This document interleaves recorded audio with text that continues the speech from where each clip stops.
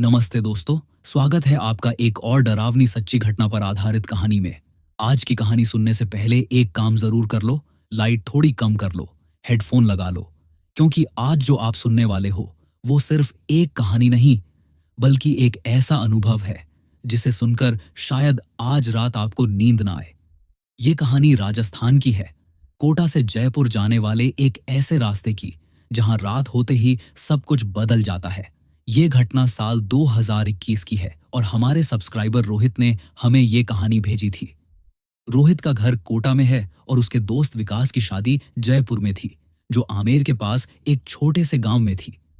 रोहित, उसका दोस्त साहिल, छोटा भाई मोहित और कजिन लकी, चारों ने मिलकर तय किया कि वे अपनी कार से रात में ही जयपुर निकल जाएंगे ताकि सुबह तक आराम से पहुंच सकें। रात करीब 9 बजे वे कोटा से निकले।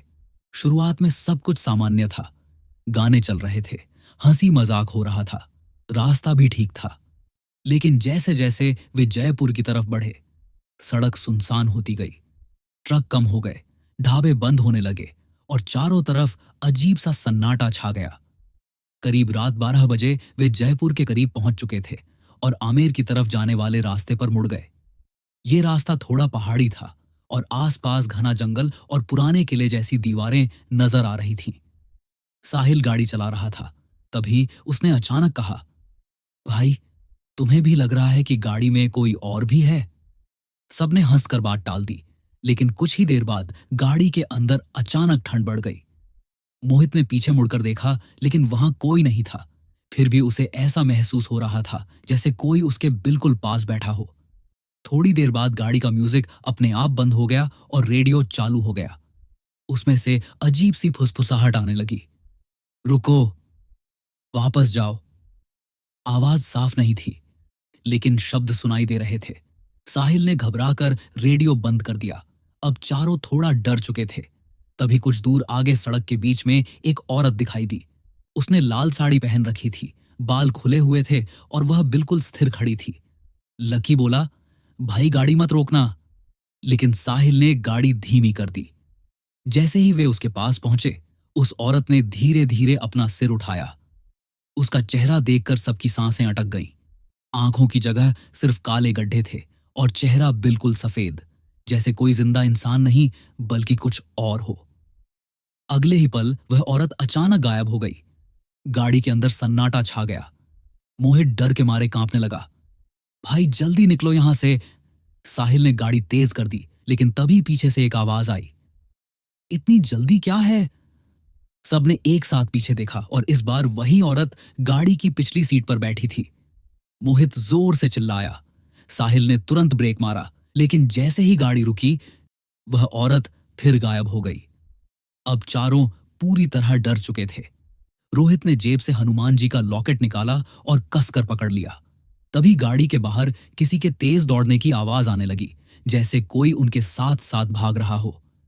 साहिल ने शीशे में देखा तो एक काला साया चारों हाथ पैरों पर दौड़ रहा था और गाड़ी से भी तेज था। कुछ ही दूर आगे जाकर अचानक गाड़ी बंद हो गई। अब वे चारों आमेर के पास उस सुनसान रास्ते पर फंस चुके थे। चारों तरफ अंधेरा, जंगल और पुराने खंडहर जैसे ढांचे नजर आ रहे थे। तभी सामने सड़क पर वही औरत फिर दिखाई दी और इस बार उसके साथ कई और साए भी थे। वे धीरे धीरे उनकी गाड़ी की तरफ बढ़ने लगे। मोहित रोने लगा, भाई हम बचेंगे ना?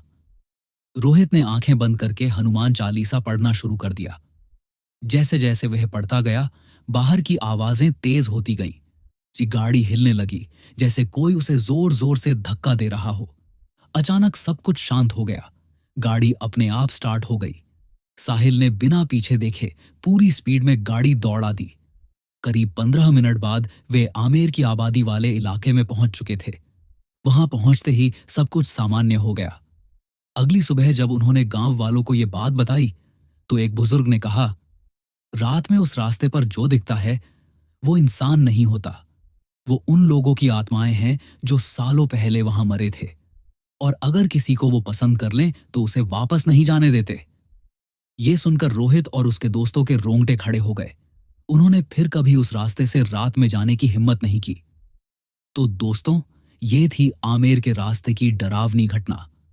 अगर आपको ये कहानी पसंद आई हो तो वीडियो को लाइक जरूर करना, अपने दोस्तों के साथ शेयर करना और ऐसे ही खौफनाक किस्सों के लिए चैनल को सब्सक्राइब करना मत भूलना। हर हर महादेव।